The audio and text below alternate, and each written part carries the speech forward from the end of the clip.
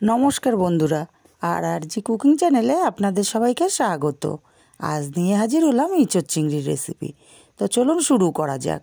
আমি এখানে একটা ইঁচড় নিয়ে নিয়েছি, আর ইঁচড়টার ওয়েট আমার 650 গ্রাম। এখন এই ইঁচড়টা কেটে নেব।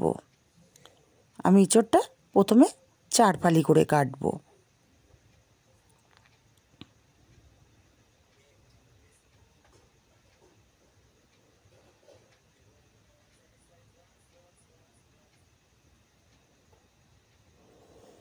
চার ফালি করে কেটে আমি ইঁচড়টা ধুয়ে নেব, তাহলে যে এক্সট্রা যে আটাটা আছে আটাটা ধুয়ে চলে যাবে। দেখুন আমি ধুয়ে নিয়েছি। এখন হাতে একটু তেল মেখে নিয়ে ইঁচড়টা কেটে নেব।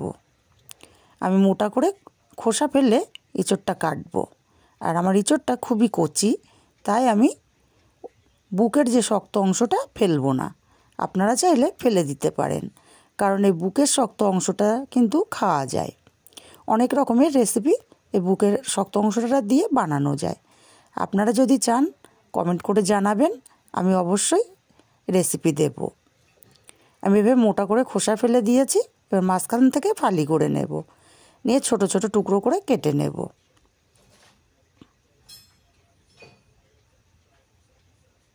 খুব বড় টুকরো আমি করছি না, মিডিয়াম সাইজের করে টুকরো করে আমি ইঁচড়গুলো সব কেটে নেব। একইভাবে সব ইঁচড়গুলো আমি কেটে নিয়েছি। দেখুন খুব বড় টুকরো আমি করিনি। এখন আমি আলু কেটে নেব, আর আমি আলুগুলো মিডিয়াম সাইজের নিয়েছি। আলুর খোসাটা ফেলে আমি এটা 4 টুকরো করে কেটে নেব। একটু বড় বড় আলু দেখতে বেশ ভালো লাগে। এইভাবে সব আলুগুলো কেটে নেব। সব কেটে নিয়েছি। এখন ইঁচড় আর আলুগুলো আমি সব ধুয়ে নিয়েছি, কিন্তু আমার সব আলাদা রাখা আছে। উনুনে কড়াই বসিয়ে জল দিয়ে দিয়েছি। দিয়ে দিলাম 1 চামচ হলুদ আর 1 চামচ তেল। তেলটা দেওয়ার কারণে ইঁচড়ের আটাটা কিন্তু কড়ার গায়ে লেগে যাবে না। ঢাকা দিয়ে আমি 10 মিনিট সেদ্ধ করে নেব।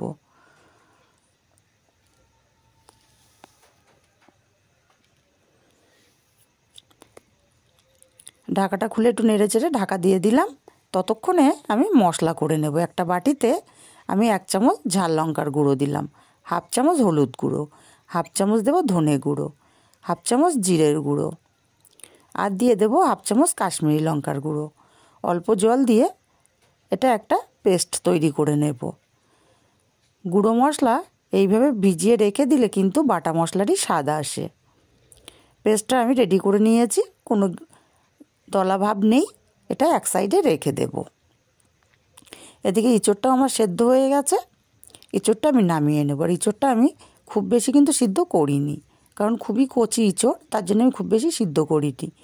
পারফেক্ট আমার ইঁচড়টা সেদ্ধ হয়ে গেছে। আমি ইঁচড়টা নামিয়ে নেব। এক্সট্রা যে জল আছে জলটা ঝরিয়ে ঝরিয়ে আমি তুলে নেব। ইঁচড়টা নামিয়ে নিয়ে কড়াই পরিষ্কার করে উনুনে বসিয়ে দিয়ে তেল দিয়ে দিচ্ছি। তেলটা গরম করে কেটে ধুয়ে রাখা আলু দিয়ে দিলাম, আর দিয়ে দেবো অল্প পরিমাণে লবণ আর অল্প হলুদ।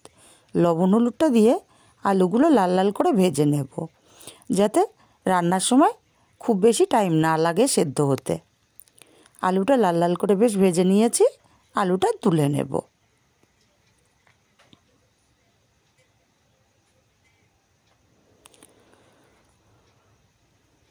আলুটা তুলে নিয়ে এই তেলে আমি ইঁচড়টা ভেজে নেব।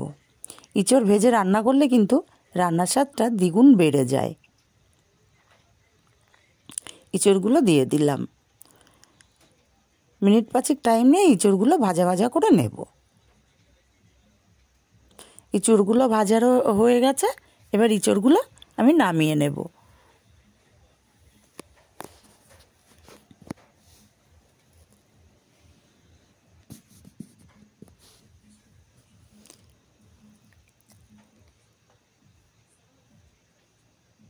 ইঁচড়টা নামিয়ে কড়াইতে আমি আরও অল্প পরিমাণে তেল দিয়ে দিচ্ছি। তেলটা গরম করে এখানে চিংড়ি মাছ দিয়ে দিচ্ছি আমি 200 গ্রাম। চিংড়ি মাছগুলো আমি আগে থেকে কেটে ধুয়ে রেখেছিলাম।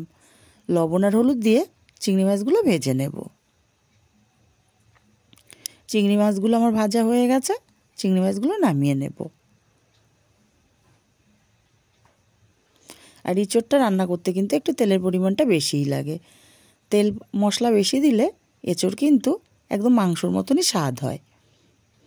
চিংড়ি মাছটা নামিয়ে এই কড়াইতেই আমি আরও বেশ কিছুটা তেল দিয়ে দেব।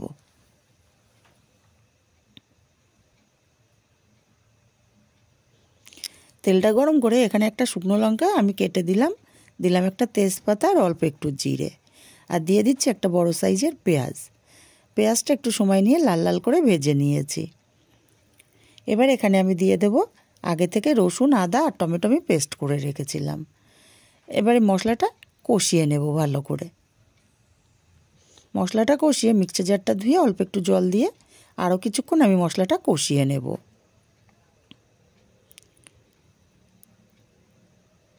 মশলাটা আমি বেশ কিছুক্ষণ কষিয়ে নিলাম। এখন আমি আগে থেকে যে মশলার পেস্ট করে রেখেছিলাম সেই মশলার পেস্টটা দিয়ে দিলাম। মশলার পেস্টটা দিয়েও মশলাটা আরও কিছুক্ষণ কষিয়ে নেব। তার আগে আমি দিয়ে দিচ্ছি এখানে সামান্য পরিমাণে চিকেন কারি মশলা। এই চিকেন কারি মশলা দেওয়ার কারণে কিন্তু তরকারির টেস্ট খুবই ভালো আসে। মশলাটা বেশ কিছুক্ষণ কষিয়ে নিয়েছি। এখন মশলার বাটিটা ধুয়ে অল্প একটু জল দিয়ে দিলাম আর দিয়ে দিচ্ছি 1 চামচ চিনি। সময় নিয়ে মশলাটা আরও কিছুক্ষণ কষিয়ে নেব। মশলাটা আমি 10 মিনিট ধরে কষিয়ে নিয়েছি। এবার এখানে দিয়ে দেবো ভেজে রাখা ইঁচড়, আলু আর চিংড়ি মাছ। একটু মশলাটার সঙ্গে নেড়ে চেড়ে দিচ্ছি যাতে মশলাটা নিচে না লেগে যায়। নেড়ে চেড়ে দিয়ে এখানে দিয়ে দেবো স্বাদ মতো লবণ। লবণটা দিয়ে আমি ইঁচড়টা বেশ টাইম নিয়ে কষিয়ে নেব। মশলাটা যত ভালো করে কষানো হয় তরকারির স্বাদ কিন্তু দ্বিগুণ বেড়ে যায়। আমি বেশ টাইম নিয়ে কষিয়ে নিয়ে এখানে দিয়ে দিচ্ছি জল। জলের পরিমাণটা আমি একটু বেশিই দিচ্ছি, কারণ আমি উনুনে রান্না করছি। উনুনে রান্না করলে একটু জলটা বেশিই লাগে। এবার নেড়ে চেড়ে আমি ঢাকা দিয়ে 10 মিনিট রান্না করব। 10 মিনিট পর ঢাকাটা খুলে নিলাম। আমি আর ঢাকা দেব না, নেড়ে চেড়ে দিয়ে আরও 2 মিনিট আমি রান্না করে নেব। 2 মিনিট হয়ে গেছে, তরকারিটা কিন্তু আমার পারফেক্টভাবে হয়ে গেছে। একটু নেড়ে চেড়ে দিয়ে এখানে আমি গরম মশলা দেব। 1/2 চামচ পরিমাণে গরম মশলার গুঁড়ো দিয়ে দিলাম। এবার নেড়ে চেড়ে ভালো করে মিশিয়ে দেব। মিশিয়ে আমি তরকারির কড়াটা উনুনের ওপর থেকে নামিয়ে ঢাকা দিয়ে রাখবো 5 মিনিট। আর 5 মিনিট পরে তৈরি হয়ে গেল আমার ইঁচড় চিংড়ি।